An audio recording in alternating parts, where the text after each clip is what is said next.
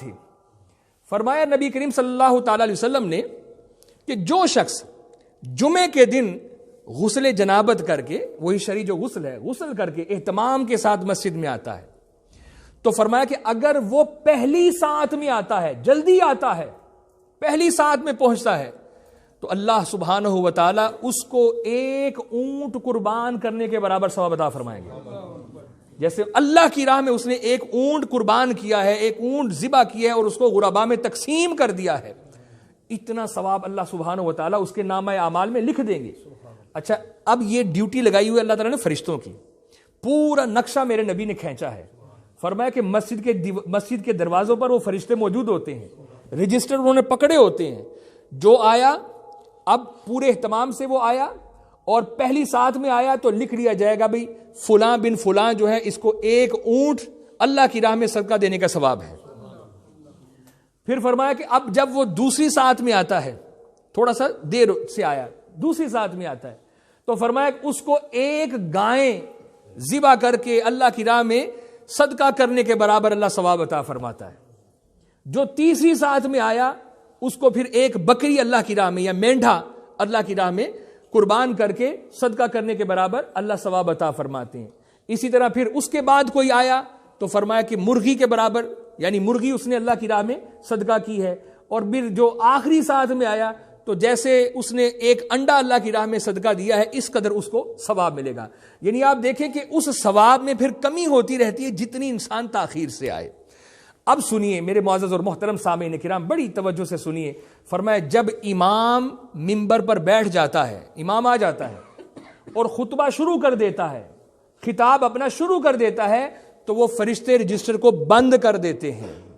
وہ فرشتے رجسٹر کو بند کر دیتے ہیں اور وہ بھی امام کا خطبہ سننا شروع کر دیتے ہیں. یعنی اب اس کے بعد جو آئے گا اس کو یہ اجر نہیں ملے گا.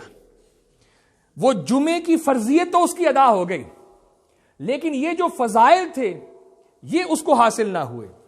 اس لیے میرے بھائیوں, جمعے کے دن پہلے آنے کی کوشش کریں, اول ساتھ میں آئیں, تاکہ یہ جو حضور صلی اللہ تعالی علیہ وسلم نے فضائل بتائے ہیں اور جمعے کی وجہ سے یہ اللہ سبحانہ و تعالیٰ کی جو رحمتیں ملنی ہیں یہ ہر ایک کو نصیب ہو جائیں. تو فرمایا کہ جب امام پھر خطبہ شروع کر دیتا ہے تو فرشتے اس رجسٹر کو بند کر دیتے ہیں, اور اس کے بعد پھر جو آتا ہے وہ جمعے کی فرضیت ادا کر رہا ہے, لیکن وہ جو فضائل ہیں اور وہ جو اللہ کی رحمتیں ہیں اس میں سے اس کو حصہ نہیں ملتا. میرے معزز اور محترم سامعین کرام, حضور نبی کریم صلی اللہ تعالی علیہ وسلم نے پھر ارشاد فرمایا کہ جو شخص جمعے کا اہتمام کر کے, یعنی غسل کر کے اور اس کے بعد کپڑے پہن کے, اچھے کپڑے پہن کے, خوشبو لگاتا ہے, پورے اہتمام کے ساتھ آتا ہے اور خاموشی سے خطبہ سنتا ہے, اور جب تک نماز ادا نہ ہو جائے خاموشی سے وہ بیٹھا رہتا ہے, نماز ادا کرتا ہے جیسے اس نے نماز ادا کر لی. حضور صلی اللہ تعالی وسلم نے ارشاد فرمایا ایک جمعے سے دوسرے جمعے تک جو گناہ ہیں ان کا یہ کفارہ ہو گیا. ایک جمعے سے دوسرے جمعے تک, یعنی پورے ہفتے کے دوران اس سے جو کوئی گناہ سرزد ہوئے ہیں تو یہ اس چیز کا کفارہ بن گیا. کس قدر بڑی اس کی فضیلت ہے میرے بھائیوں. صرف تھوڑا سا اہتمام کرنا ہے اور فضیلت کتنی بڑی ہے.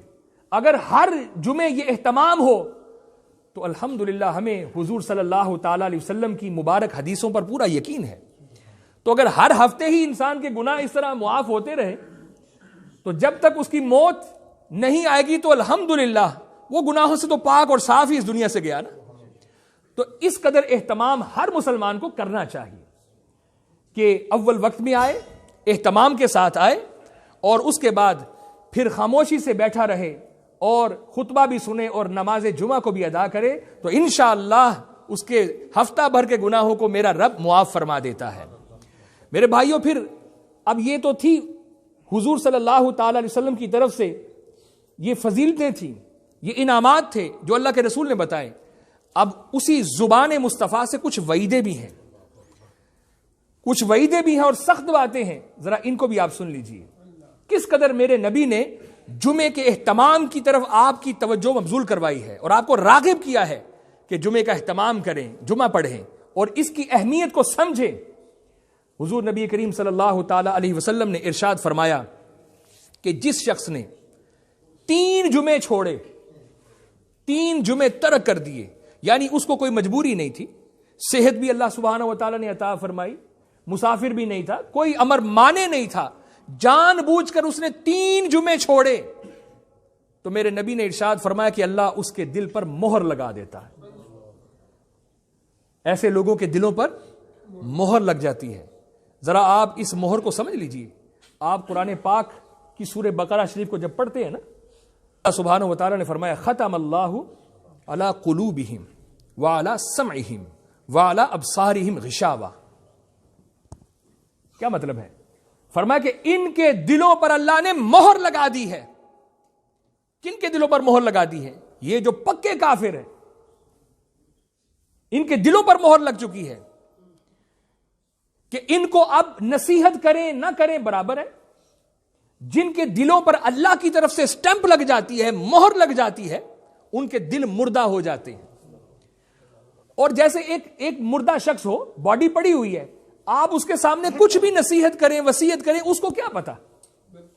آپ کی کوئی باتیں وہ سن رہا ہے، اس کو آپ کی کسی نصیحت کا، کسی وصیت کا کوئی اثر نہیں ہوگا، کیوں؟ مردہ ہے۔ اسی طرح فرمایا کہ جس کے دل پر سٹیمپ لگ جاتی ہے اللہ کی طرف سے، مہر لگ جاتی ہے، تو اب اس پر بھی نیکی کا کوئی اثر نہیں۔